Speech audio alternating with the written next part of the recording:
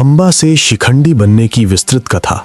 महाभारत की ये कथा केवल प्रतिशोध की नहीं, बल्कि स्त्री अस्मिता, कर्म, पुनर्जन्म और परिवर्तन की गहन व्याख्या है। अंबा का शिखंडी बनना यह दिखाता है कि अपमान जब आत्मबोध से जुड़ जाए तो वो इतिहास की धारा मोड़ सकता है।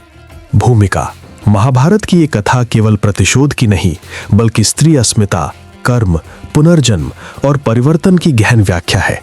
अंबा का शिखंडी पन्ना यह दिखाता है कि अपमान जब आत्मबोध से जुड़ जाए तो वो इतिहास की धारा मोड़ सकता है। ये कथा एक व्यक्ति की नहीं, बल्कि उस चेतना की यात्रा है जो अन्याय के विरुद्ध खड़ी होती है, चाहे उसके लिए देह, पहचान और जन्म तक क्यों न बदलना पड़े। हस्तिनापुर के उत्तर पश्चिम में स्थित काशी उस समय समृद्ध, सांस्कृतिक और राजनीतिक रूप से सुदृढ़ राज्य था। काशी नरेश की 3 कन्याएं थीं, अंबा, अंबिका और अंबालिका। तीनों ही सौंदर्य, बुद्धि और स्वाभिमान में अद्वितीय थीं। राज दरबार में उनके विवाह की चर्चा चल रही थी, स्वयंवर की तैयारी थी और अनेक राजकुमार काशी पहुंच चुके थे। ये वो समय था जब स्त्री के जीवन की दिशा अक्सर राजनीतिक समीकरणों से तय होती थी। फिर भी अंबा का हृदय किसी और दिशा में बह रहा था। अंबा का मन शाल्व देश के राजा शाल्व से जुड़ा था। दोनों के बीच पहले से ही प्रेम और वचनबद्धता थी। अंबा इस प्रेम को अपना जीवन मान चुकी थी, पर राजधर्म और कुल मर्यादा के बीच उसका ये निजी निर्णय दबा हुआ था। वो स्वयंवर में शाल्व को ही वरना चाहती थी, पर नियति ने उसके लिए कुछ और ही मार्ग चुना था। उसी समय हस्तिनापुर के महान योद्धा भीष्म काशी पहुंचे। वे सत्यव्रत थे, प्रतिज्ञा के पथ पर अडिग। हस्तिनापुर के राजा विचित्र वीर के लिए उपयुक्त वधू की खोज में वे स्वयं काशी के स्वयंवर में आए। भीष्म ने राजधर्म के अनुसार बल और पराक्रम से काशी की तीनों राजकुमारियों को अपने रथ पर बिठाया और उन्हें हस्तिनापुर ले आए। उनके लिए एक कर्तव्य था, एक राजनीतिक निर्णय जिसमें व्यक्तिगत भावनाओं के लिए कोई स्थान नहीं था। हस्तिनापुर की यात्रा में ही अंबा के भीतर तूफान मच चुका था। उसका मन शाल्व के स्मरण से भरा था। उसने भीष्म से निवेदन किया कि वो शाल्व को मन से स्वीकार कर चुकी है और उसके साथ विवाह करना चाहती है। भीष्म, जो स्वयं आजीवन ब्रह्मचर्य की व्रती थे, स्त्री की इच्छा का सम्मान करने वाले भी थे। उन्होंने अंबा की बात सुनी और उसे शाल्व के पास जाने की अनुमति दे दी। अंबा शाल्व के राज्य पहुंची। उसे विश्वास था कि शाल्व उसका स्वागत करेगा, अपने प्रेम को स्वीकार करेगा और उसे रानी बनाएगा। परंतु यहाँ उसे जीवन का पहला गहरा आघात मिला। शाल्व ने उसे अस्वीकार कर दिया। उसके मन में यह विचार बैठ चुका था कि अंबा को भीष्म द्वारा हरण किया गया है, इसलिए वो अब उसकी नहीं रही। राज सम्मान और अहंकार ने प्रेम को पराजित कर दिया। अंबा के लिए यह केवल अस्वीकृति नहीं थी, ये उसके अस्तित्व पर चोट थी। वो न तो शाल्व की रही, न विचित्र वीर की, और न ही समाज ने उसे स्वीकार किया। वो एक ऐसी स्त्री बन गई जो किसी भी सामाजिक ढांचे में फिट नहीं बैठती थी। अपमान, पीड़ा और क्रोध ने उसके भीतर एक नई चेतना जगा दी। अंबा वापस भीष्म के पास पहुंची और उसने अपने दुख और शाल्व की अस्वीकृति के बारे में बताया। उसने भीष्म से आग्रह किया कि वे उससे विवाह करें, क्योंकि उसके जीवन का कोई और मार्ग शेष नहीं था। पर भीष्म अपनी प्रतिज्ञा से बंधे थे। वे जानते थे कि यदि उन्होंने व्रत तोड़ा तो उनके जीवन का अर्थ ही समाप्त हो जाएगा। उन्होंने अंबा की सहायता करने की कोशिश की, पर विवाह असंभव था। यहीं से अंबा के भीतर प्रतिशोध की अग्नि चल उठी। उसने निश्चय किया कि वो अपने अपमान का उत्तर देगी। ये प्रतिशोध केवल व्यक्तिगत नहीं था, ये उस व्यवस्था के विरुद्ध था जिसने उसे निरर्थक बना दिया था। उसने भीष्म को अपने दुख का कारण माना और उन्हें ही अपने जीवन की त्रासदी का केंद्र समझा। अंबा ने तपस्या का मार्ग चुना। उसने वन का आश्रय लिया और कठोर तप करने लगी। उसका शरीर क्षीण होने लगा, पर उसका संकल्प और भी प्रबल होता गया। वो दिन रात एक ही इच्छा में लीन रहती, भीष्म का वध करना। ये तप केवल शारीरिक नहीं था, ये मानसिक और आत्मिक तप था। उसकी तपस्या से देवता भी विचलित हो उठे। अंततः भगवान शिव प्रकट हुए। उन्होंने अंबा से वरदान मांगने को कहा। अंबा ने बिना किसी संकोच के कहा कि वो भीष्म का वध करना चाहती है। शिव ने उसे वरदान दिया कि अगले जन्म में वो भीष्म की मृत्यु का कारण बनेगी। वरदान प्राप्त कर अंबा ने अपने वर्तमान जीवन को त्यागने का निर्णय लिया। उसने अग्नि में प्रवेश कर देह त्याग दी। यह मृत्यु नहीं, बल्कि परिवर्तन की शुरुआत थी। उसका संकल्प अब कर्म बन चुका था, जो अगले जन्म में फल देने वाला था। अगले जन्म में अंबा का जन्म पांचाल देश के राजा द्रुपद के यहाँ हुआ। इस बार उसका नाम शिखंडी रखा गया। जन्म से वो स्त्री थी, पर उसके भीतर अम्बा की स्मृति और संकल्प जीवित थे। द्रुपद ने एक भविष्यवाणी के भय से शिखंडी का पालन पोषण पुत्र के रूप में किया। उसे शस्त्र विद्या सिखाई गई, युद्ध कला में निपुण बनाया गया। शिखंडी का जीवन बाहरी रूप से राजकुमार का था, पर भीतर एक गहरा द्वंद्व चलता रहता था। उसकी देह और उसकी चेतना के बीच संघर्ष था। विवाह का समय आया और एक राजकुमारी से उसका विवाह कर दिया गया। सत्य छिपा नहीं रह सका और अपमान फिर से सामने आ गया। इस अपमान ने शिखंडी के भीतर अम्बा को फिर जगा दिया। उसने वन की ओर प्रस्थान किया और अपने भाग्य को बदलने का मार्ग खोजने लगी। वहीं उसकी भेंट एक यक्ष से हुई। यक्ष ने उसकी पीड़ा सुनी और करुणा से द्रवित होकर अपनी पुरुषत्व शक्ति उसे प्रदान की। यह परिवर्तन अस्थायी था, पर शिखंडी के लिए पर्याप्त। अब शिखंडी बाहरी और आंतरिक रूप से युद्ध के योग्य था। कुरुक्षेत्र का युद्ध आरंभ हुआ। भीष्म कौरव सेना के सेनापति थे। उन्हें यह ज्ञात था कि शिखंडी पूर्व जन्म की अम्बा है। उन्होंने प्रतिज्ञा कर रखी थी कि वे स्त्री पर अस्त्र नहीं उठाएंगे। पांडवों ने इस तथ्य का उपयोग किया। अर्जुन ने शिखंडी को अपने रथ के आगे खड़ा किया। भीष्म ने शिखंडी को देखकर अस्त्र छोड़ दिए। यही वो क्षण था जब अर्जुन के बाणों ने भीष्म को शरशैया पर सुला दिया। इस प्रकार अम्बा का संकल्प पूर्ण हुआ। उसने प्रत्यक्ष रूप से नहीं, पर माध्यम बनकर अपने लक्ष्य को प्राप्त किया। ये केवल बदले की कहानी नहीं थी, ये कर्म और चेतना की विजय थी। शिखंडी का अस्तित्व महाभारत के सबसे जटिल और गहन पात्रों में से एक है। वो स्त्री से पुरुष बनने की कथा नहीं, बल्कि उस आत्मा की कथा है जो अपने अधिकार, सम्मान और सत्य के लिए जन्म जन्मांतर तक संघर्ष करती है। अम्बा से शिखंडी बनने की ये यात्रा हमें ये सिखाती है कि अन्याय का उत्तर केवल क्रोध नहीं, बल्कि जागरूक कर्म होता है। पहचान बदली जा सकती है, देह बदली जा सकती है, पर आत्मा का संकल्प अटल रहता है। यही महाभारत की इस कथा की सबसे बड़ी शिक्षा है। काशी नरेश की 3 कन्याएं अम्बा, अंबिका और अंबालिका रूप, गुण और विद्या में अद्वितीय थीं। स्वयंवर की तैयारियां भव्य थीं। अम्बा का हृदय शाल्व नरेश में आसक्त था और वह मन ही मन उसी को वर मान चुकी थी। उसे विश्वास था कि स्वयंवर में उसका चुनाव सम्मानपूर्वक होगा। काशी उस समय भारतवर्ष के सबसे प्रतिष्ठित राज्यों में गिनी जाती थी। यह केवल एक नगर नहीं था, बल्कि धर्म, राजनीति और परंपरा का संगम था। काशी नरेश का शासन स्थिर था और उनकी कीर्ति दूर दूर तक फैली हुई थी। उनके राज्य में न्याय, अनुशासन और मर्यादा का विशेष स्थान था। इसी काशी नरेश की 3 पुत्रियां थीं, अम्बा, अंबिका और अंबालिका। तीनों राजकुमारियां आयु में क्रमशः बड़ी से छोटी थीं, पर तीनों का स्वभाव अलग अलग था। अम्बा सबसे बड़ी थी और स्वभाव से गंभीर, विचारशील तथा आत्मसम्मानी थी। अंबिका मध्यमा थी। वह परंपराओं में विश्वास रखने वाली और पिता की आज्ञा को सर्वोपरि मानने वाली थी। अंबालिका सबसे छोटी थी, कोमल हृदय और सरल स्वभाव की। काशी नरेश ने अपनी पुत्रियों को शिक्षा, संस्कार और राजधर्म का ज्ञान दिया था। वे केवल सौंदर्य में ही नहीं, बल्कि बुद्धि और व्यवहार में भी निपुण थीं। राज्य में यह सामान्य धारणा थी कि काशी की राजकुमारियों से विवाह करना किसी भी राजा के लिए सम्मान की बात होगी। समय के साथ जब तीनों राजकुमारियां विवाह योग्य आयु को प्राप्त हुईं, तब काशी नरेश के सामने उनके विवाह का प्रश्न आया। यह केवल पारिवारिक विषय नहीं था, बल्कि राजनैतिक और सामाजिक महत्व का निर्णय भी था। काशी नरेश ने मंत्रियों और विद्वानों से विचार विमर्श के बाद यह निश्चय किया कि तीनों कन्याओं का स्वयंवर आयोजित किया जाएगा। स्वयंवर उस युग की एक प्रतिष्ठित परंपरा थी, जिसमें कन्या को अपने लिए वर चुनने का अधिकार होता था। यद्यपि यह अधिकार पूर्ण रूप से स्वतंत्र नहीं होता था, फिर भी इसे नारी सम्मान का प्रतीक माना जाता था। काशी नरेश ने इसी परंपरा के अनुसार स्वयंवर का आयोजन करने का निर्णय लिया। स्वयंवर की सूचना दूर दूर के राज्यों में भेजी गई। अनेक राजाओं और युवराजों ने काशी आने की तैयारी आरंभ कर दी। यह आयोजन केवल विवाह का अवसर नहीं था, बल्कि शक्ति, प्रतिष्ठा और संबंधों की परीक्षा भी थी। राज्य में तैयारियां शुरू हुईं। सभा स्थल तैयार किया गया। राजमहल में गतिविधियां बढ़ गईं और पूरे नगर में उत्सव जैसा वातावरण बन गया। लोग इस स्वयंवर की चर्चा करने लगे। हर कोई ये जानने को उत्सुक था कि काशी की राजकुमारियों का चयन कौन करेगा। इन सभी तैयारियों के बीच अम्बा का मन शांत नहीं था। उसके हृदय में पहले से ही एक नाम था, शाल्व नरेश। अंबा और शाल्व का परिचय पहले हो चुका था। राजनीतिक आयोजनों और संवादों के माध्यम से दोनों एक दूसरे के विचारों को समझ चुके थे। धीरे धीरे ये परिचय स्नेह और फिर प्रेम में बदल गया था। अंबा ने अपने मन में शाल्व को ही अपना पति मान लिया था। उसने ये प्रेम किसी से व्यक्त नहीं किया था, पर वह स्वयं इस सत्य को जानती थी। उसे विश्वास था कि शाल्व स्वयंवर में आएगा और उसे स्वीकार करेगा। इसी विश्वास के कारण अंबा ने स्वयंवर का विरोध नहीं किया।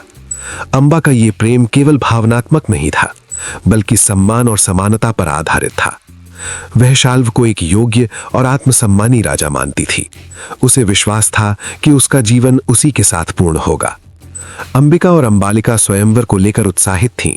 वे नए जीवन के सपने देख रही थीं। उनके मन में किसी विशेष व्यक्ति के प्रति पूर्व निर्णय नहीं था। वे पिता के निर्णय और भाग्य पर विश्वास रखती थीं। जैसे जैसे स्वयंवर की तिथि निकट आती गई, काशी में राजाओं का आगमन होने लगा। एक एक कर अनेक शक्तिशाली राजा और युवराज काशी पहुंचे। उनके साथ सेनाएं, अनुचर और वैभव भी आए। इससे काशी की प्रतिष्ठा और बढ़ गई। काशी नरेश इन आगंतुकों से प्रसन्न थे। वे मानते थे कि ये स्वयंवर काशी के गौरव को और ऊंचा करेगा। उन्हें यह भी विश्वास था कि उनकी पुत्रियां योग्य वर प्राप्त करेंगी। पर अंबा के मन में एक हल्की चिंता जन्म लेने लगी। वह अनुभव कर रही थी कि इस स्वयंवर में केवल प्रेम या चयन का विषय नहीं होगा, बल्कि शक्ति और राजनीति भी अपनी भूमिका निभाएगी। फिर भी उसने स्वयं को संयम में रखा। उसने अपने मन को समझाया कि सत्य और प्रेम का मार्ग कठिन हो सकता है, पर अंततः वही सही होता है।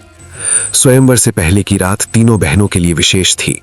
अंबिका और अंबालिका उत्सुक थीं। अंबा शांत थी।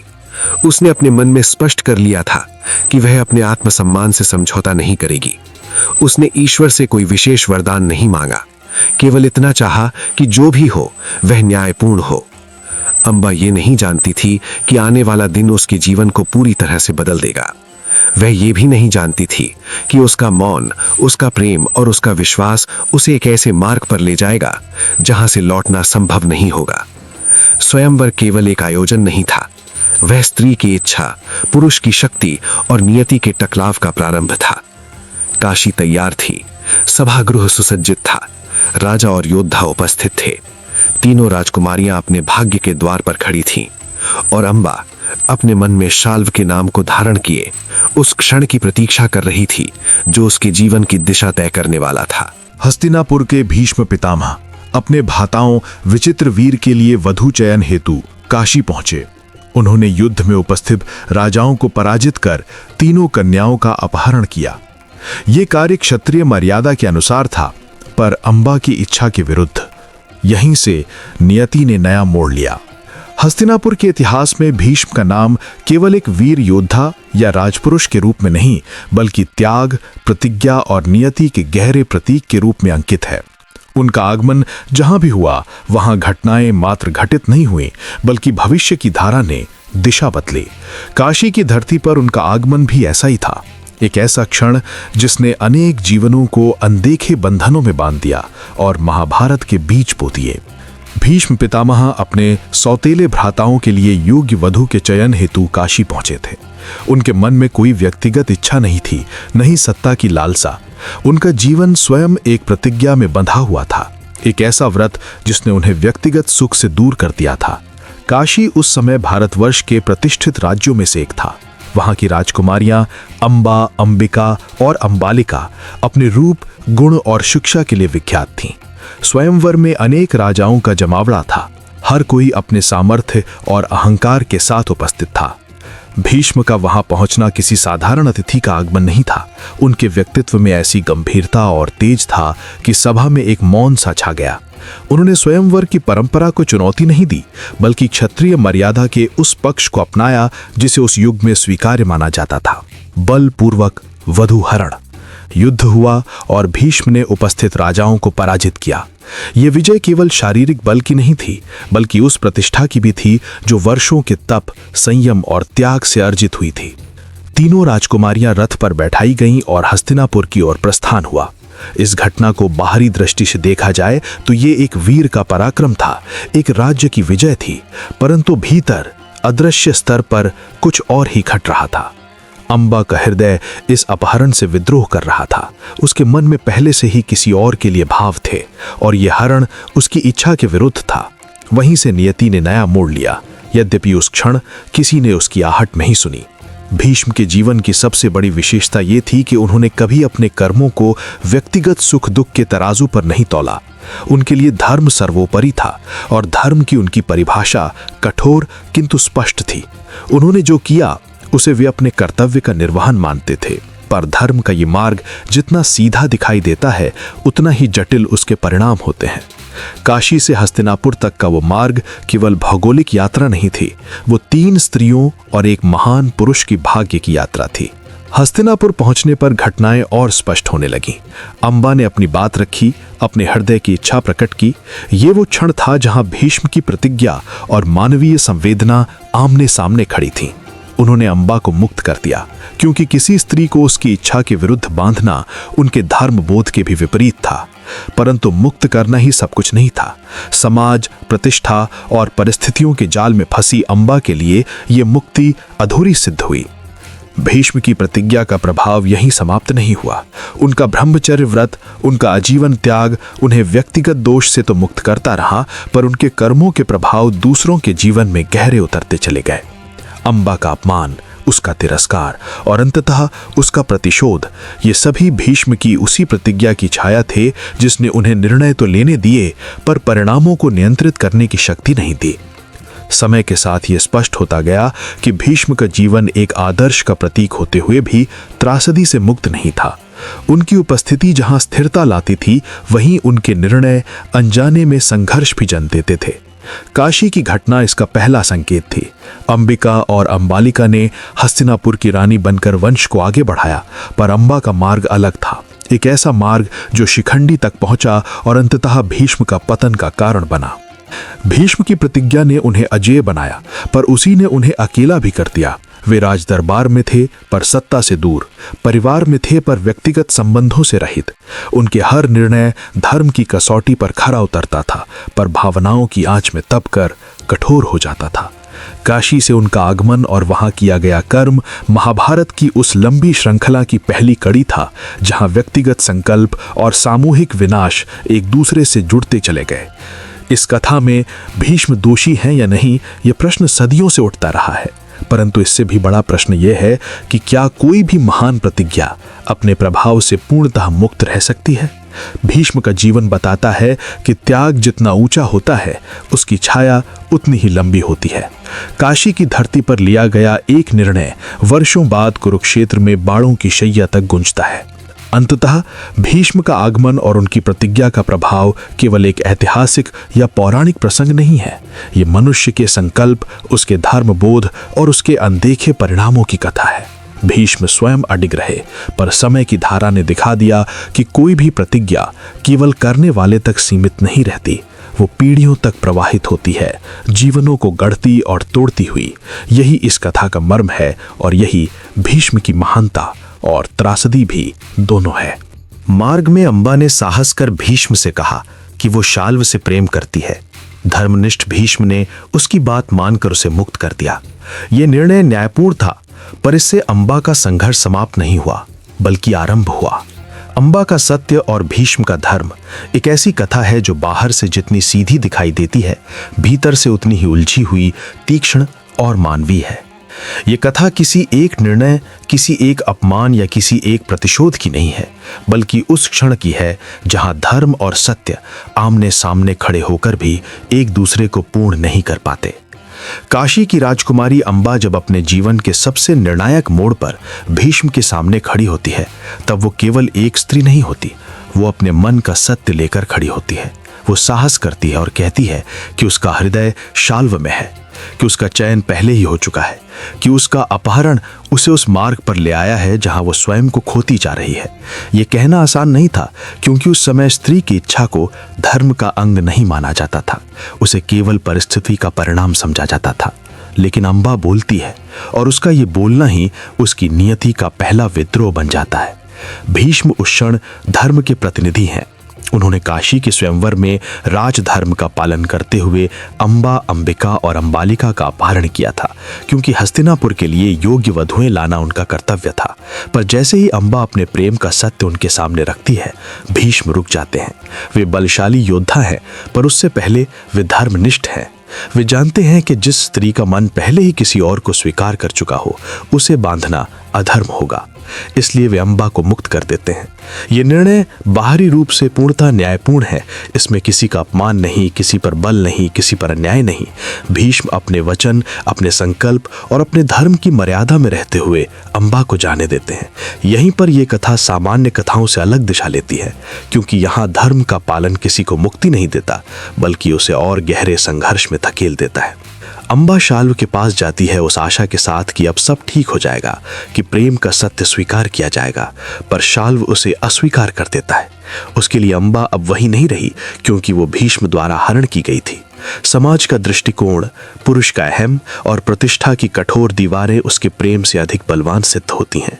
अंबा उस क्षण टूटती है, लेकिन ये टूटना उसे कमजोर नहीं बनाता, बल्कि उसे भीतर से कठोर करता है। वो देखती है कि जिस धर्म ने उसे मुक्त किया, उसी धर्म की सीमाओं ने उसे बेसहारा भी छोड़ दिया।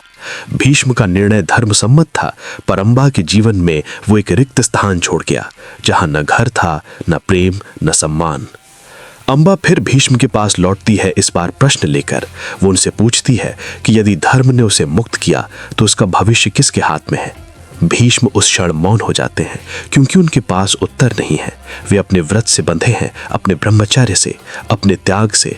वे अंबा को स्वीकार नहीं कर सकते, क्योंकि उनका जीवन स्वयं का नहीं है। यहाँ पर भीष्म का धर्म अडिग है और अंबा का सत्य असहाय। यही टकराव इस कथा का केंद्र है। भीष्म अधर्मी नहीं है, पर उनका धर्म पूर्ण भी नहीं है, क्योंकि उसमें अंबा के जीवन का समाधान नहीं है।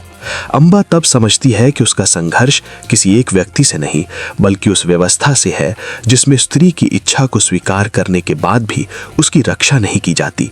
वो तपस्या का मार्ग चुनती है, प्रतिशोध का नहीं बल्कि न्याय का।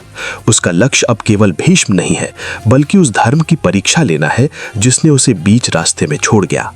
वर्षों की तपस्या, अपमान, अस्वीकार और अकेलेपन के बाद अंबा ये स्वीकार कर लेती है कि उसका जीवन उसी रूप में पूर्ण नहीं हो सकता जिस रूप में वो जन्मी थी। वो अपने अस्तित्व को बदलने का निर्णय लेती है। यही निर्णय उसे अंबा से शिखंडी बनाता है। ये परिवर्तन केवल लिंग का नहीं है, ये दृष्टि का परिवर्तन है। अंबा शिखंडी बनकर लौटती है, केवल बदला लेने के लिए नहीं, बल्कि उस अधूरे धर्म को पूर्ण करने के लिए जिसने उसे अनसुना किया था। कुरुक्षेत्र में जब शिखंडी भीष्म के सामने खड़ा होता है, तब ये केवल युद्ध का दृश्य नहीं होता, ये वर्षों पुराने प्रश्न का उत्तर होता है। भीष्म शिखंडी पर शस्त्र नहीं उठाते, क्योंकि उनके लिए शिखंडी अभी भी अंबा है। उनका धर्म उन्हें रोक देता है। यहीं पर यह कथा सामान्य कथाओं से अलग दिशा लेती है, क्योंकि यहाँ धर्म का पालन किसी को मुक्ति नहीं देता, बल्कि उसे और गहरे संघर्ष में धकेल देता है।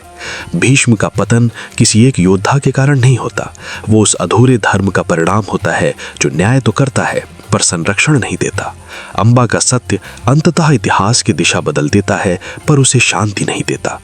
ये कथा हमें ये सिखाती है कि धर्म केवल नियमों का पालन नहीं है, बल्कि परिणामों की जिम्मेदारी भी है। यदि किसी निर्णय से कोई जीवन अधर्म में लटक जाए, तो वह धर्म पूर्ण नहीं कहलाता। भीष्म महान है, पूजनीय है, पर इस कथा में वे भी सीमित हैं। और अंबा पीड़िता होकर भी केवल पीड़िता नहीं रहती, वो प्रश्न बन जाती है, चुनौती बन जाती है। अंबा का सत्य हमें ये याद दिलाता है कि साहस केवल युद्ध भूमि में नहीं होता, कभी कभी वो एक वाक्य बोलने में होता है। भीष्म का धर्म हमें ये सिखाता है कि त्याग महान है, पर संवेदना के बिना अधूरा है। इस कथा का प्रवाह हमें कहीं रुकने नहीं देता, क्योंकि ये आज भी उतनी ही प्रासंगिक है जितनी तब थी। जब भी धर्म और मानवता के बीच दूरी बनती है, तब कहीं न कहीं एक अंबा जन्म लेती है और इतिहास को झकझोर देती है। अंबा पुनः भीष्म के पास लौटी, पर भीष्म अपनी आजीवन ब्रह्मचर्य प्रतिज्ञा से बंधे थे। न शाल्व ने स्वीकारा, न भीष्म ने विवाह किया, न समाज ने आश्रय दिया। अंबा स्वयं को तीनों लोकों में अकेली अनुभव करने लगी। अंबा के जीवन में वो समय आ पहुंचा था जब प्रश्नों के उत्तर समाप्त हो चुके थे, पर प्रश्न स्वयं और भी गहरे हो गए थे। काशी के राजभवन से निकलते समय उसने कभी कल्पना नहीं की थी कि उसका भविष्य 3 दिशाओं से बंद दरवाजों में बदल जाएगा। वो किसी एक व्यक्ति से नहीं, बल्कि पूरी व्यवस्था से पराजित होकर लौट रही थी। उसका अपराध केवल इतना था कि उसने अपना मन किसी को सौंप दिया था और यह संसार स्त्री के मन को मान्यता देने के लिए तैयार नहीं था। वो शाल्व के पास गई थी क्योंकि उसका मन उसी से जुड़ा था।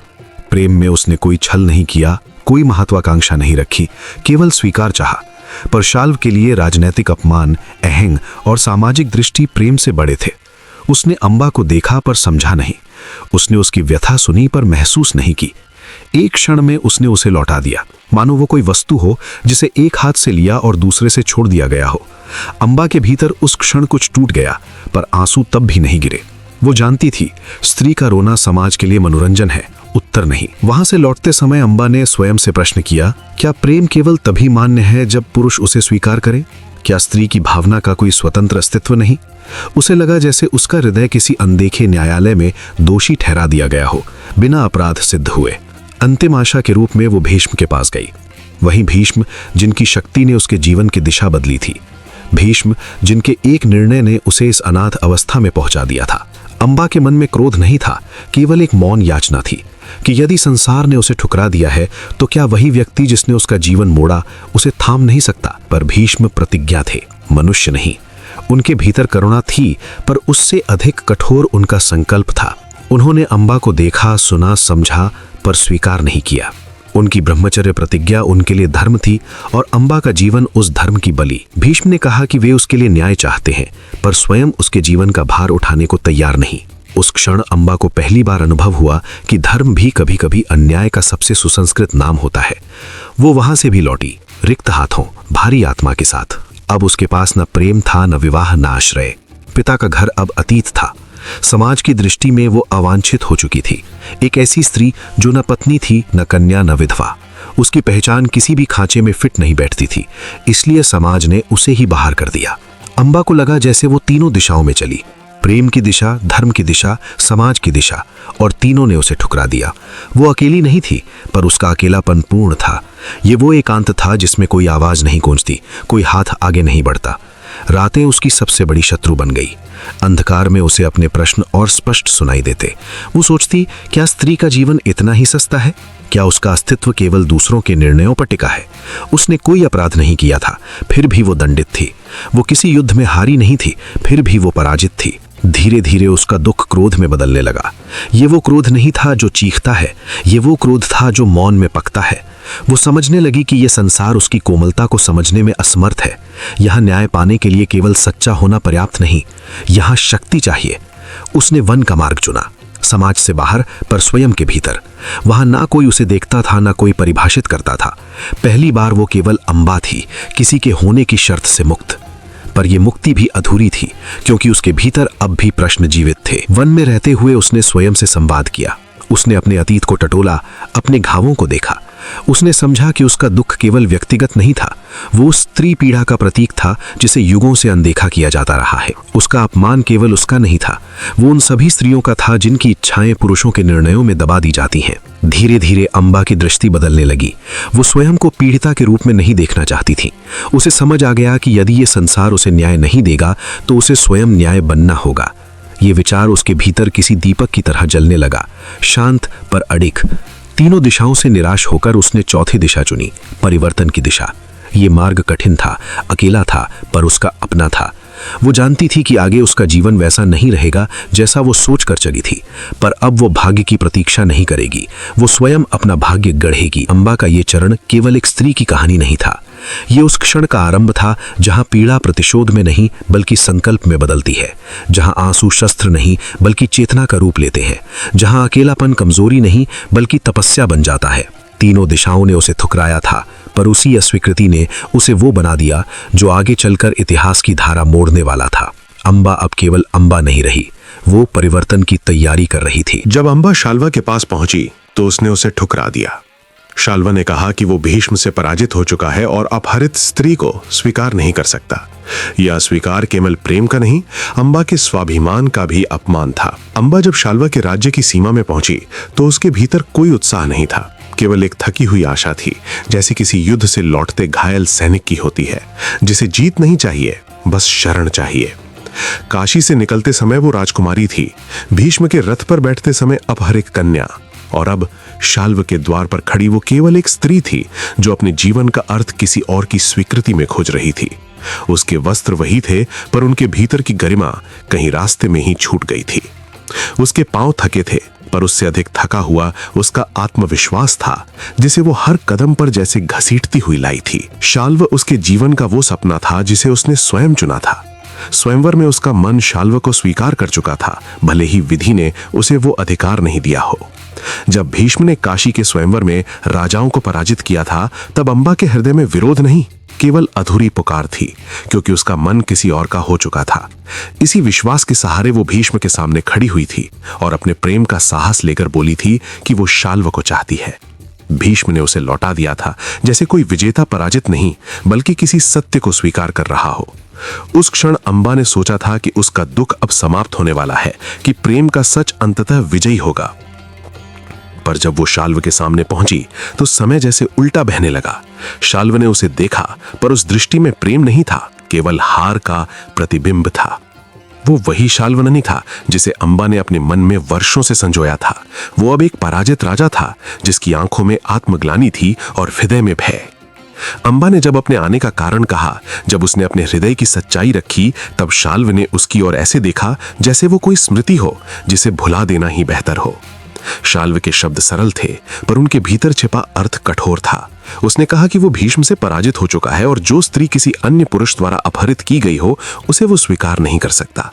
उसने ये नहीं कहा कि वो अंबा से प्रेम नहीं करता, उसने केवल ये कहा कि उसका स्वाभिमान इसकी अनुमति नहीं देता। पर यही वाक्य अंबा के लिए सबसे बड़ा आघात बन गया, क्योंकि यहां दो स्वाभिमान आमने सामने थे। एक पुरुष का जिसे समाज की दृष्टि से चोट लगी थी, और दूसरा एक स्त्री का जिसे समाज ने कभी स्वाभिमान का अधिकार ही नहीं दिया था। उस क्षण अंबा को लगा जैसे उसके अस्तित्व को दो बार अस्वीकार किया गया हो। पहली बार तब जब स्वयंवर में उसका चुनाव व्यर्थ हो गया था, और दूसरी बार अब जब उसका प्रेम भी अपमान में बदल दिया गया था। शाल्व की दृष्टि में वो अब प्रेमिका नहीं थी, केवल एक ऐसी स्त्री थी जिसे पराजय की छाया छू चुकी थी। अंबा ने समझ लिया कि यहां उसका कोई स्थान नहीं है, न प्रेम के रूप में, न सम्मान के रूप में। उसके भीतर कुछ टूट गया। वे आंसू नहीं थे जो उसकी आंखों से गिरे, वे विश्वास थे जो बिखर गए। उसने जीवन भर ये सीखा था कि स्त्री का सम्मान पुरुष की स्वीकृति से तय होता है, और आज उसी स्वीकृति के अभाव में उसका संपूर्ण अस्तित्व निरर्थक घोषित कर दिया गया था। शाल्व का अस्वीकार केवल एक व्यक्ति का निर्णय नहीं था, बल्कि वो पूरे समाज की सोच का प्रतिनिधित्व था, जिसमें स्त्री की इच्छा तब तक पवित्र है जब तक वो पुरुष की शर्तों में बंधी रहे। अंबा वहां से चली गई, पर वो लौटना नहीं था, वो भटकना था। उसके पास लौटने के लिए कोई घर नहीं था। काशी अब उसका नहीं था, क्योंकि वो अपहरित हो चुकी थी। शाल्व का राज्य उसका नहीं था, क्योंकि वो अस्वीकार की जा चुकी थी। और भीष्म, जिसने उसे लौटाया था, उसके लिए अब केवल कारण बन चुका था, समाधान नहीं। वो न पत्नी थी, न प्रेमिका, न राजकुमारी। वो केवल एक प्रश्न थी जिसका उत्तर किसी के पास नहीं था। रास्ते में चलते हुए अंबा के मन में बार बार वही क्षण लौटता रहा। शाल्व का चेहरा, उसके शब्द, उसकी दूरी। उसे सबसे अधिक पीड़ा इस बात की नहीं थी कि शाल्व ने उसे ठुकरा दिया, बल्कि इस बात की थी कि उसने समझने का प्रयास भी नहीं किया। प्रेम वहां था, पर साहस नहीं था। स्वीकार वहां संभव था, पर समाज का भय आड़े आ गया था, और उस भय की कीमत अंबा ने चुकाई। यहीं से अंबा की पीड़ा ने प्रतिशोध का रूप लेना शुरू किया। यह प्रतिशोध किसी एक व्यक्ति के विरुद्ध नहीं, बल्कि उस व्यवस्था के विरुद्ध था जिसने उसे हर स्थान से बाहर कर दिया था। उसका स्वाभिमान अब किसी की स्वीकृति का मोहताज नहीं रहना चाहता था। यदि संसार उसे स्त्री के रूप में स्थान नहीं देता, तो वो संसार को ही बदलने का संकल्प लेने लगी। उसका दुख अब मौन नहीं रहा, वो तपस्या में बदला, अग्नि में बदला, और अंततः शिखंडी के जन्म का कारण बना। पर उस परिवर्तन की जड़ वही थी, शाल्व का वो अस्वीकार, जिसने एक स्त्री को यह सिखा दिया कि जब प्रेम और सम्मान दोनों छिन जाएं, तब अस्तित्व स्वयं को नया रूप देने के लिए विवश हो जाता है। अंबा का टूटता स्वाभिमान वास्तव में उसका अंत नहीं था, वो उसका आरंभ था। जिस दिन शाल्व ने उसे ठुकराया, उसी दिन एक ऐसी कथा जन्मी जो केवल महाभारत का हिस्सा नहीं, बल्कि हर उस स्त्री की आवाज बन गई जिसे समाज ने बीच रास्ते में छोड़ दिया। तीनों दिशाओं से ठुकराए जाने के बाद अंबा किसी एक स्थान पर नहीं रुकी। उसका जीवन अब स्थिर रहने के लिए नहीं बना था। जिस क्षण समाज, धर्म और प्रेम तीनों ने उसे अस्वीकार किया, उसी क्षण उसके भीतर एक नई चेतना ने जन्म लिया। ये चेतना रोने की नहीं थी, ये पूछने की नहीं थी, ये तय करने की चेतना थी। वन में प्रवेश करते समय अंबा के पास न कोई लक्ष्य था, न कोई स्पष्ट मार्ग। उसके पास केवल एक भारी हृदय और एक ज्वलंत प्रश्न था, क्या अन्याय को सहना ही स्त्री का अंतिम धर्म है? वन ने उसे उत्तर नहीं दिया, पर मौन दिया, और उसी मौन में अंबा ने पहली बार स्वयं को सुना। वन में समय अलग तरह से बहता है। वहां दिन रात केवल प्रकाश और अंधकार नहीं होते, वे मन की अवस्थाएं बन जाते हैं। अंबा का मन पहले अराजक था, स्मृतियों से भरा, प्रश्नों से बोझिल, पर धीरे धीरे उन स्मृतियों ने आकार बदलना शुरू किया। वे पीड़ा नहीं रहीं, वे ईंधन बन गईं। तपस्या उसके लिए किसी देवता को प्रसन्न करने का साधन नहीं थी। वो किसी वरदान की प्रतीक्षा में नहीं बैठी थी। उसकी तपस्या आत्मबोध की थी, ये जानने की कि वो कौन है और उसे क्या बनना है। उसने बाहरी आडंबर त्यागे, पर भीतर की आग को जलाए रखा। दिन बीतते गए, देह क्षीण होती गई, पर इच्छा प्रबल होती गई। अंबा समझने लगी कि शरीर की सीमाएं मन की सीमाओं से बहुत छोटी हैं। जहां शरीर थकता है, वहीं से संकल्प शुरू होता है। उसका क्रोध अब अंधा नहीं था, वो किसी एक व्यक्ति के विरुद्ध नहीं था, वो उस व्यवस्था के विरुद्ध था जिसने उसे वस्तु समझा, विकल्प नहीं। कभी कभी उसे भीष्म का स्मरण होता, पर अब उस स्मरण में याचना नहीं थी। वो सोचती, भीष्म ने उसे ठुकराया नहीं था, उन्होंने उसे चुनने से इनकार किया था, और यही इनकार उसे सबसे अधिक पीड़ादायक लगता था। उसने समझा कि संसार में सबसे बड़ा अन्याय हिंसा नहीं, बल्कि उत्तरदायित्व से पलायन है। तपस्या के दौरान अंबा ने अपने भीतर की स्त्री को नए रूप में देखा। वो केवल कोमल नहीं थी, वो दुर्बल नहीं थी। उसमें सहन करने की क्षमता थी, पर सहन करते करते मिट जाने की नियति नहीं थी। उसने जाना कि करुणा और शक्ति विरोधी नहीं है, वे एक ही चेतना के दो रूप हैं। धीरे धीरे उसके विचारों में स्पष्टता आने लगी। वो अब ये नहीं चाहती थी कि कोई उसे स्वीकार करे, वो चाहती थी कि उसका अस्तित्व अनदेखा न किया जा सके। ये विचार किसी प्रतिशोध की मांग नहीं था, ये न्याय की पुकार थी, पर ऐसा न्याय जो बाहर से नहीं, भीतर से जन्म ले। उसने अपने अतीत को दोष देना बंद किया। न शाल्व अब उसका केंद्र था, न भीष्म। वे केवल कारण थे, उद्देश्य नहीं। उद्देश्य उससे बड़ा था, इतिहास की उस रेखा को बदलना जहां स्त्री की इच्छा को मौन करा दिया जाता है। वन में रहते हुए उसने कई बार स्वयं से पूछा, क्या ये मार्ग उसे शांति देगा? उत्तर मिला, शांति नहीं, पर अर्थ देगा। और उस क्षण उसने समझ लिया कि हर जीवन का लक्ष्य शांति नहीं होता, कुछ जीवन अर्थ बनने के लिए जन्म लेते हैं। उसकी तपस्या अब केवल सहनशीलता नहीं थी, वो रूपांतरण बन चुकी थी। भीतर कुछ बदल रहा था, धीरे पर स्थायी रूप से। उसका दृष्टिकोण, उसकी आकांक्षाएं, उसकी पहचान सब पुनर्गठित हो रहे थे। वो जानती थी कि जो वो बनने जा रही है वो सहज नहीं होगा, उसे स्वयं को भी त्यागना होगा। एक दिन उसे ये बोध हुआ कि उसका संघर्ष केवल स्त्री होने का नहीं है, बल्कि उस रूप के विरुद्ध है जिसमें समाज शक्ति को परिभाषित करता है। यहां शक्ति केवल बाहुबल नहीं थी, वो अधिकार थी, निर्णय थी, वाणी थी।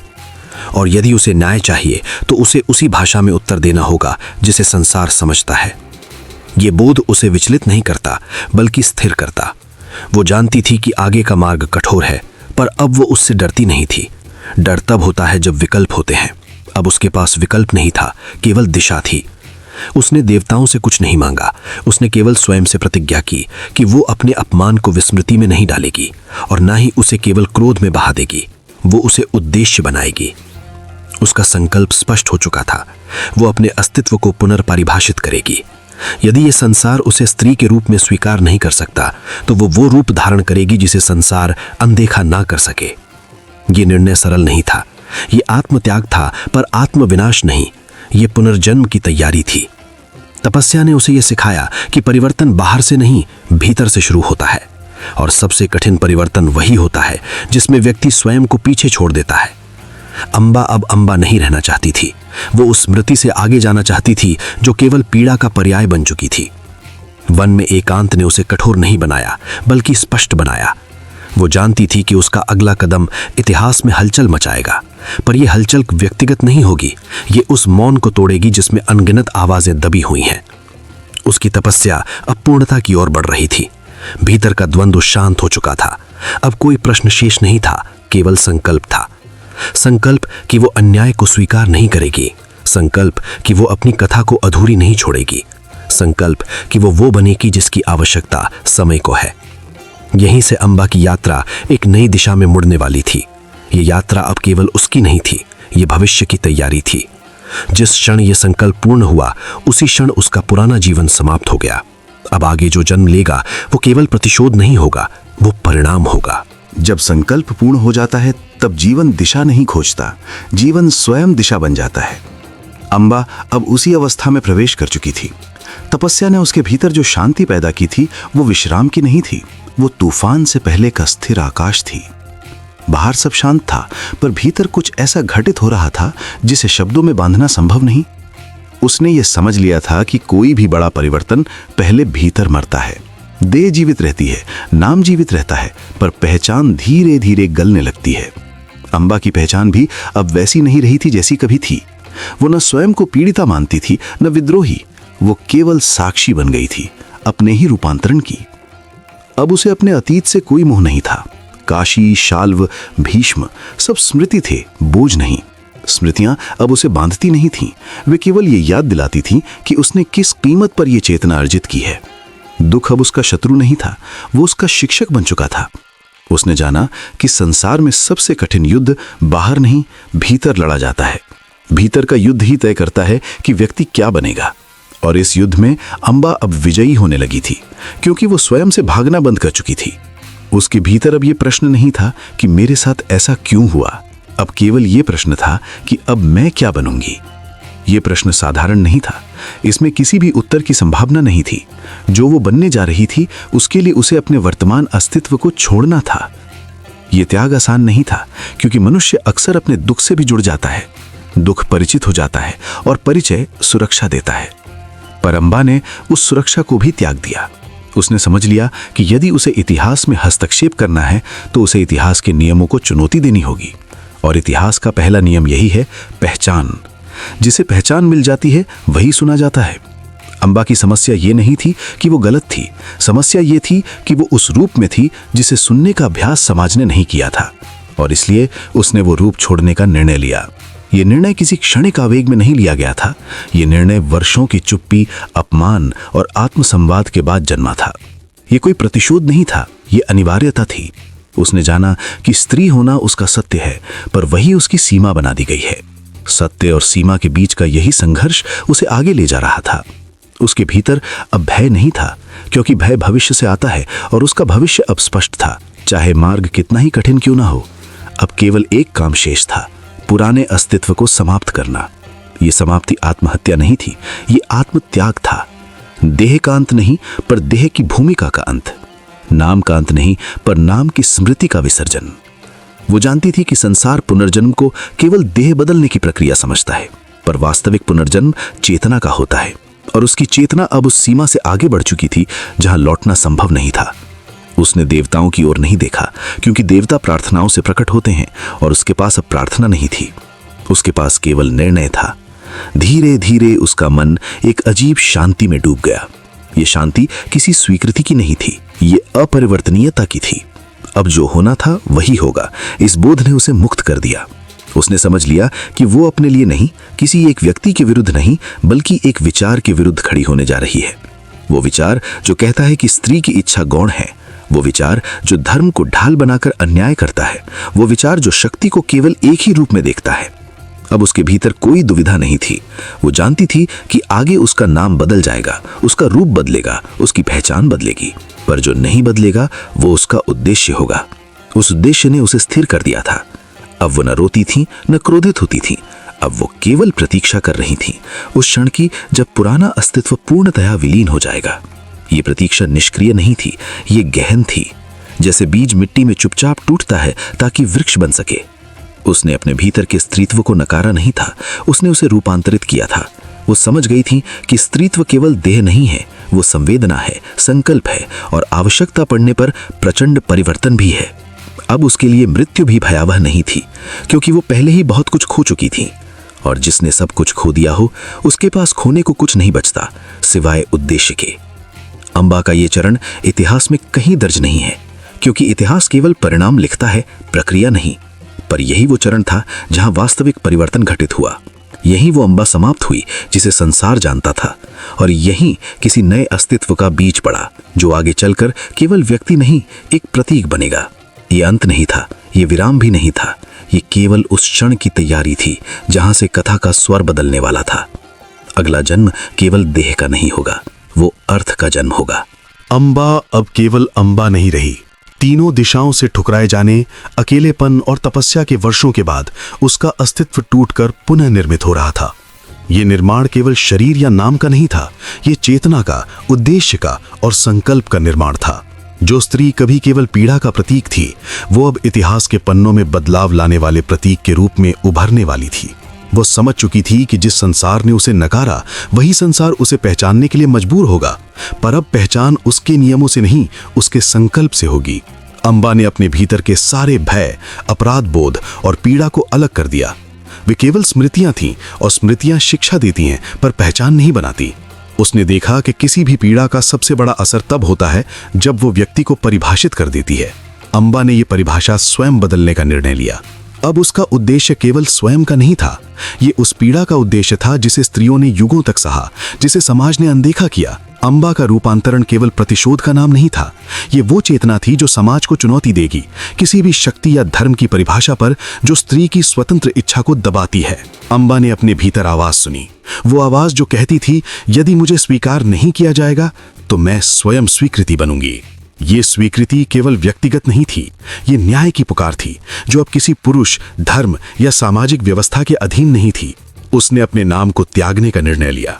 अम्बा अब वही नहीं रही जिसे समाज जानता था। उसका नया नाम नहीं था, ये केवल प्रतीक था, एक नए अस्तित्व की उद्घोषणा। उसे अब केवल अम्बा के रूप में नहीं देखा जाएगा, बल्कि शिखंडी के रूप में। ये नाम देह का नहीं, संकल्प का था, कि नाम केवल स्वरूप नहीं, उद्देश्य का प्रतिरूप था। अम्बा ने देखा कि पुनर्जन्म केवल देह का परिवर्तन नहीं है, ये चेतना का, दृष्टिकोण का और स्वयं को परिभाषित करने का परिवर्तन है। शिखंडी का जन्म इसी चेतना से हुआ, जहां भीतर का स्त्रीत्व पूर्णतः जीवित रहा, पर उसके सामने अब कोई परिभाषा बाधक नहीं थी। ये जन्म किसी देवता की इच्छा से नहीं, किसी यज्ञ या वरदान से नहीं हुआ, ये जन्म उसके स्वयं के निर्णय से हुआ, साक्षी और शासक दोनों स्वयं। शिखंडी बनने का अर्थ केवल रूप का परिवर्तन नहीं था, ये समाज के नियमों और विश्वासों को चुनौती देने का प्रतीक था। ये बताता था कि जब व्यवस्था अस्वीकार करती है, तब परिवर्तन के लिए व्यक्ति स्वयं कदम उठाता है। शिखंडी केवल अम्बा का नाम नहीं था, ये चेतना थी जो कहती थी, यदि इतिहास मुझे अनदेखा करता है तो मैं स्वयं इतिहास बनूंगी। उसने देखा कि उसकी आत्मा अब पहले जैसी नहीं थी। पीड़ा ने उसे कमजोर नहीं किया, उसने उसे शक्ति बनाया। अकेलेपन ने उसे भयभीत नहीं किया, उसने उसे स्पष्टता दिया। विरोध ने उसे नहीं रोका, उसने उसे निर्णय बनाया। अब वो पूर्व अम्बा नहीं थी, वो शिखंडी थी, एक ऐसा अस्तित्व जो केवल शरीर या नाम से नहीं, उद्देश्य और संकल्प से पहचाना जाएगा। शिखंडी बनने के साथ ही अम्बा ने यह भी जाना कि उसका कार्य केवल व्यक्तिगत प्रतिशोध नहीं होगा, ये कार्य उस यथास्थिति के खिलाफ होगा जिसने स्त्री की स्वतंत्र इच्छा को हमेशा दबाया। उसने समझा कि युद्ध केवल तलवारों या सेना का नहीं होता, सबसे बड़ा युद्ध विचारों और धारणाओं के खिलाफ होता है। और शिखंडी अब उसी युद्ध की प्रतीक बन चुकी थी। उसने अपने भीतर की स्त्री को नया रूप दिया। अब ये स्त्री केवल सहनशील नहीं थी, ये सोचने वाली, निर्णय लेने वाली और जरूरत पड़ने पर पूरी ताकत से खड़े होने वाली थी। उसकी पहचान केवल स्त्रीत्व में नहीं थी, ये शक्ति, चेतना और निर्णय का संगम थी। अब उसकी दृष्टि समाज की ओर नहीं थी, वो बाहर से न्याय की प्रतीक्षा नहीं करती थी, उसका न्याय भीतर से आया था, और यही न्याय उसे इतिहास में अमिट बना देगा। अंततः शिखंडी का जन्म इस विचार से हुआ कि अस्तित्व केवल देह में नहीं, उद्देश्य और संकल्प में होता है। इस उद्देश्य ने अम्बा को पूर्ण किया, पूर्व अम्बा को समाप्त कर नए शिखंडी को जन्म दिया। शिखंडी अब तैयार थी, सिर्फ स्वयं के लिए नहीं, उन सभी के लिए जिनकी आवाज दबाई गई थी। और यही वो क्षण था जब अम्बा का दुख, क्रोध और तपस्या शिखंडी के रूप में समाज और इतिहास की ओर फैलने लगे। अब उसके भीतर किसी भी निर्णय का भय नहीं था, किसी भी बाधा की चिंता नहीं थी, क्योंकि शिखंडी जान चुकी थी जो होना था वो हो ही जाएगा। वो केवल मार्गदर्शक नहीं थी, स्वयं मार्ग थी। वो केवल प्रतीक नहीं थी, वास्तविकता बन गई थी। शिखंडी का ये रूप केवल युद्ध के लिए नहीं था, ये रूप चेतना के लिए था। ये रूप बताता था कि यदि समाज किसी को नकारता है तो वही व्यक्ति सबसे अधिक परिवर्तनकारी शक्ति बन सकता है। और यही शक्ति अब शिखंडी के भीतर जागी थी। उसने अपने भीतर प्रतिशोध को शुद्ध किया। अब वो केवल परिणाम की प्रतीक्षा नहीं कर रही थी, वो परिणाम स्वयं बनने जा रही थी। और यही वो शक्ति थी जो इतिहास को बदलने के लिए तैयार थी। शिखंडी अब केवल अंबा नहीं थी, ये वो चेतना थी जो न तो समाज, न धर्म, न किसी पुरुष के निर्णय से परिभाषित की जा सकती थी। ये चेतना थी जो कहती थी, मैं अपना मार्ग स्वयं बनाऊंगी, मैं अपने उद्देश्य को स्वयं परिभाषित करूंगी, मैं अपना इतिहास स्वयं लिखूंगी। और यही था शिखंडी का उदय, एक नई पहचान, एक नए अस्तित्व और एक नए उद्देश्य का जन्म। महाभारत का युद्ध केवल शस्त्रों का संघर्ष नहीं था, बल्कि यह धर्म, अधर्म, कर्तव्य और कर्म की पूर्णता का प्रतीक था। कुरुक्षेत्र का मैदान केवल भूमि नहीं था, यह जीवन के सभी संघर्षों का प्रतीक था। युद्ध में प्रत्येक योद्धा अपने कर्मों के अनुसार मैदान में खड़ा था। भीष्म पितामह अजेय थे, उनका धैर्य और नियम के प्रति निष्ठा अद्वितीय थी। भीष्म ने अपने जीवन में शपथ और धर्म का पालन किया और उसे कभी नहीं तोड़ा। युद्ध में भी उन्होंने वही किया जो धर्म के अनुसार था। जब शिखंडी उनके सामने आया तो भीष्म ने शस्त्र नहीं उठाए, क्योंकि वे शिखंडी को स्त्री रूप से देखते थे। यही कर्म का नियम था जिसने ये सुनिश्चित किया कि भीष्म का अंत सही समय और सही कारण से होगा। अर्जुन ने अपनी बाणों की वर्षा शुरू की और भीष्म शरशैया पर लेट गए। अंबा का प्रण पूर्ण हुआ। यह प्रतिशोध का फल नहीं था, बल्कि कर्म का परिणाम था। युद्ध में सभी योद्धाओं के कर्मों का फल निर्धारित था। धृतराष्ट्र, पांडव, कौरव, द्रोण, कर्ण सभी अपने कर्मों का फल भोग रहे थे। युद्ध में न केवल जीवन और मृत्यु का खेल था, बल्कि ये धर्म, अधर्म, कर्तव्य और कर्म की परीक्षा भी था। अर्जुन ने भगवान कृष्ण के उपदेश अनुसार अपने धर्म का पालन किया। भगवद गीता में कहा गया कि कर्म करने से कभी नहीं डरना चाहिए और फल की चिंता किए बिना कर्म करना चाहिए। कुरुक्षेत्र का मैदान इस ज्ञान का प्रतीक बन गया। भीष्म के मृत्यु की अवस्था ने यह दिखाया कि कर्म का फल समय पर, नियत रूप से और न्यायपूर्ण तरीके से आता है। अंबा का जीवन और उसकी कहानी ये सिखाती है कि प्रतिशोध और कर्म का भेद समझना आवश्यक है। युद्ध में हर व्यक्ति अपने पूर्व जन्म के कर्मों का फल भोग रहा था। अर्जुन का युद्ध करना अनिवार्य था, क्योंकि वो धर्म का पालन कर रहा था। कर्ण का युद्ध करना भी उसके कर्मों का परिणाम था। द्रोण का पतन भी उसके कर्मों का फल था। सभी प्रमुख योद्धाओं का जीवन और मृत्यु उनके कर्मों के अनुसार तय हुआ। महाभारत में युद्ध केवल रक्तपात नहीं, बल्कि कर्म, धर्म और जीवन की सच्चाई का प्रतीक था। भीष्म का शरशैया पर लेटना, कर्ण का वीर गति प्राप्त करना, द्रोण का पतन, दुर्योधन का अंत, अंबा का प्रण, अर्जुन का युद्ध, ये सब कर्म और उसके फल की पूर्णता का उदाहरण है। महाभारत में यह दिखाया गया कि जीवन में प्रत्येक घटना, प्रत्येक निर्णय, प्रत्येक संघर्ष कर्म के अनुसार होता है। युद्ध का मैदान जीवन का प्रतीक है। युद्ध के दौरान अर्जुन ने भगवान कृष्ण से मार्गदर्शन प्राप्त किया और अपने कर्म का पालन किया। भीष्म ने अपने धर्म और शपथ का पालन किया। द्रोण ने अपने कर्तव्य का पालन किया। कर्ण ने अपनी निष्ठा और कर्तव्य का पालन किया। सभी प्रमुख पात्र अपने कर्मों का फल भोग रहे थे। अंबा का प्रतिशोध नहीं, केवल कर्म का फल पूर्ण हुआ। महाभारत हमें यह सिखाती है कि जीवन में किए गए प्रत्येक कर्म का परिणाम अवश्य आता है। युद्ध जीवन का एक प्रतिबिंब है, जहां कर्म, धर्म और न्याय की परीक्षा होती है। कुरुक्षेत्र के युद्ध ने यह स्पष्ट किया कि किसी भी व्यक्ति से उसके कर्म नहीं छिपते। जो व्यक्ति धर्म और न्याय के मार्ग पर चलता है, वो हमेशा सही समय पर फल प्राप्त करता है। भीष्म का शरशैया पर लेटना, अर्जुन का युद्ध करना, कर्ण का वीर गति प्राप्त करना, द्रोण का पतन, दुर्योधन का अंत, अंबा का प्रण, सभी ये दिखाते हैं कि कर्म का फल निश्चित है। महाभारत में प्रत्येक घटना, प्रत्येक पात्र और प्रत्येक निर्णय कर्म की पूर्णता का प्रतीक है। युद्ध केवल शस्त्रों का संघर्ष नहीं, बल्कि जीवन और धर्म की परीक्षा है। यह हमें यह समझाता है कि प्रतिशोध, घृणा या लालच से कोई भी व्यक्ति अपने कर्मों से नहीं बच सकता। महाभारत के युद्ध और उसके परिणाम ये दर्शाते हैं कि कर्म का फल समय पर, नियत रूप से और न्यायपूर्ण तरीके से आता है। भीष्म, अर्जुन, कर्ण, द्रोण, दुर्योधन, शिखंडी और अंबा सभी अपने कर्मों का फल भोग रहे थे। ये पूरी कथा कर्म की पूर्णता का प्रतीक बन गई। ये कथा यहीं समाप्त होती है। जय श्री हरि। राधे राधे।